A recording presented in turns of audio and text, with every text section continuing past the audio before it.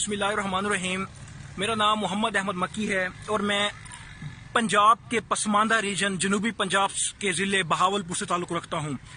میں پاکستان تحریک انصاف میں 2010 میں آیا تھا، جس وقت میری عمر صرف 11 سال تھی.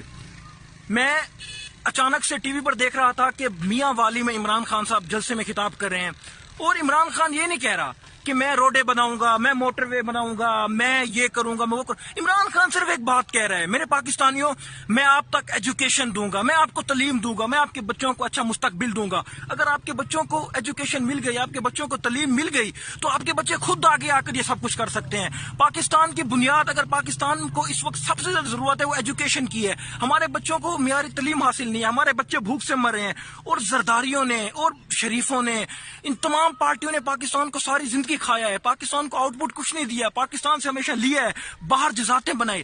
اس وقت جو ایک نظریہ، جو صرف ایک شخص نظر آ رہا ہے جو پاکستان کو بہتر مستقبل دے سکتا ہے، جو پاکستان کے لیے بہتر کر سکتا ہے، وہ صرف ایک انسان ہے، وہ عمران خان ہے.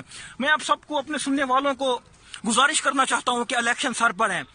ایک بار ووٹ ڈالنے سے پہلے یہ بات سوچئے گا کہ نون لیگ نے آپ کے لیے 35 سال کیا کیا ہے.